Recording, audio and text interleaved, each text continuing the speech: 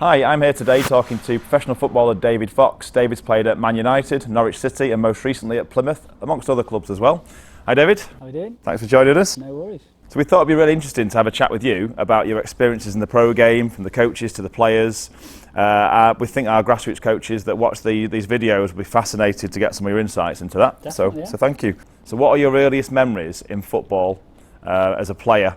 And the coaches that were around you, maybe it was a parent who took you. What are your early memories? Well, I always count myself very lucky that I stayed in the grassroots system for a long time. Nowadays you see lads with academies at 8, 9 years old, and that's great, but I played Sunday league football. I played with all my mates till I was 16, and I just enjoyed football. I loved football. I played on Sundays. I was training at Exeter at the time during the week, but predominantly my best memories of football really is grassroots football. I played in the Devon League down south, and just with my mates from school, and I loved it. Yeah, one of the lads, his dad took it, and one of the other lads' dad was the assistant, and it was brilliant. Football education, I loved how it was in terms of the amount of time spent just playing football with your mates. Yeah, absolutely. So what age did you start playing then?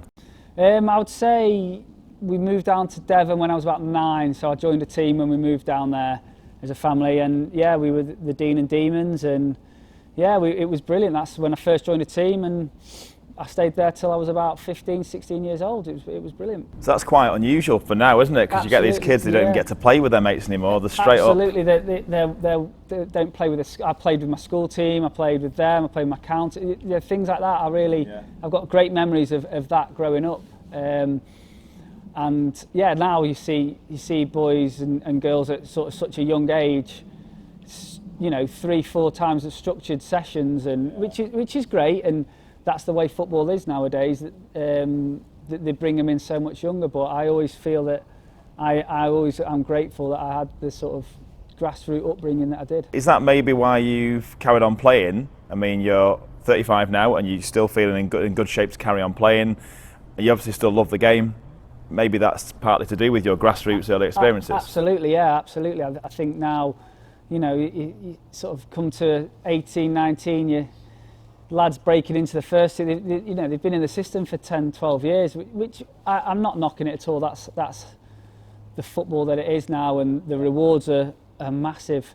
But I have such a love for the game through not sort of getting bogged down by it and worn down with it at such a important development age. I was playing football and enjoying football and playing for lots of different teams, and I just really enjoyed the game.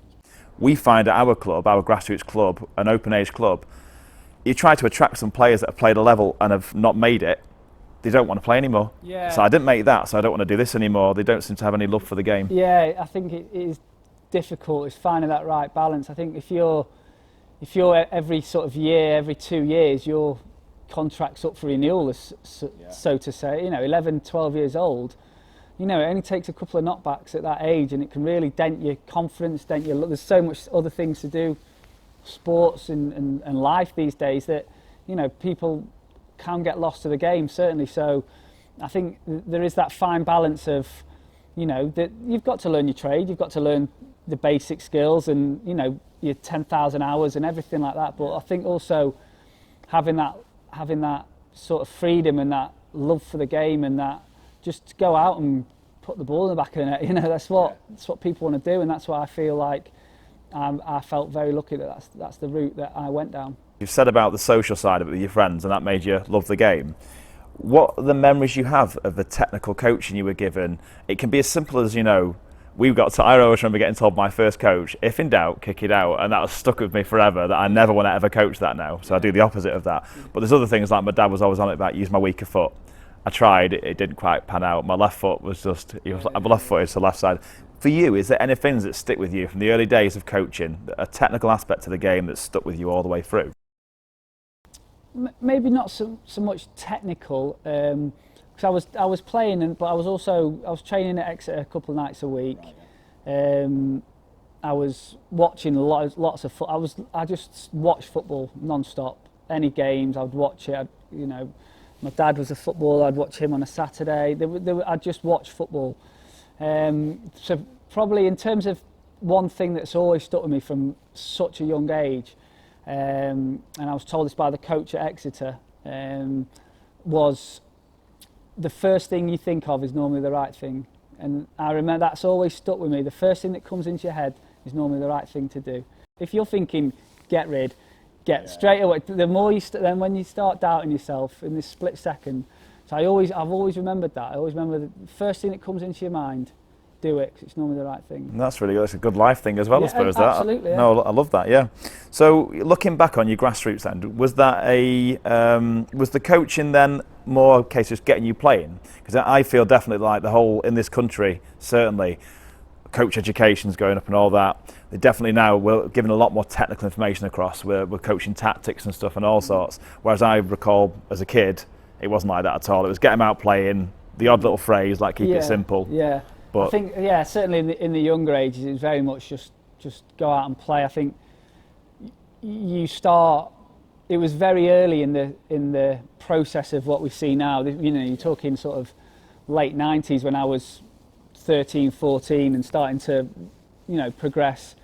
And, I remember Exeter only just started the centre. They didn't even have a centre of excellence. They had the youth team, but nothing before that. So, it was all a new process for the club. And so they were learning as they were going along. And we as players, we trained a couple of nights a week and then the games on a Sunday. And, they were the where you learnt your trade. And I can't imagine. Well, I know for a fact it would never have been some of the sessions you see now. There are some of these amazing sessions, and you can really cut down. There's so many different things you can do. Whereas we played games, we scored goals, we defended, we did things that set you up for the game. Yeah. It seems to me like your early experiences are just positive ones. It might not be specific technical instruction you were given, but you feel good about it straight away. It's a smile. It's like, oh yeah, the grassroots days, playing with mates and stuff. So was there a particular coach as well as your dad that just had that feeling where you think fondly that coach, was good for me? Yeah, absolutely. I think a lot of players are shaped by certain coaches, and for me, when the Centre of Excellence was started, Eamon Dolan, who was down in Exeter, who sadly passed away not long ago. He went to Reading, and he was loved by everyone he'd come across. He was a brilliant coach, brilliant man, and he was the first sort of coach that he did the night, the Tuesday Thursdays, and he was the most positive guy you could come across. He was brilliant. He was infectious with his enthusiasm for the game, how he treated the players. There was players that were released at 16 and we're still speaking to him 10 years later, and he had that. He was unbelievable. He was brilliant, and he's a lot of players come through at Reading. We talk about Shane Long, Doyle. There's players that came through Reading at the time, all came through under Eamon Dolan, and they said nothing but positive things about him as well. So he had a great record of bringing players through, and he was just really starting out when I was with him. He'd have been doing the 13s, 14s and things, but he progressed up to to academies, and he had a really positive impact on everyone. And he's the sort of my first proper coach I can think of where I think straight away, he was brilliant for me. Do you feel overall then that your grassroots experience as a youngster prepared you to go into the elite game?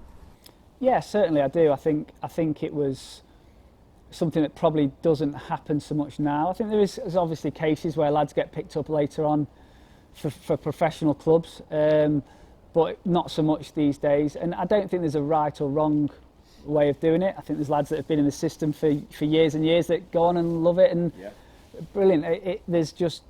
I'm just glad mine happened the way it did, and I'm glad that I experienced the different side of football growing up, the grassroots side of it, the real Sunday league with your mates side of things growing up, and I feel grateful that that's the way I went. I don't think there's a right or wrong way to do it, and I wouldn't advise people, look, don't go into a cat, don't do this, don't do. No, it's each kid to their own, each player to their own, absolutely.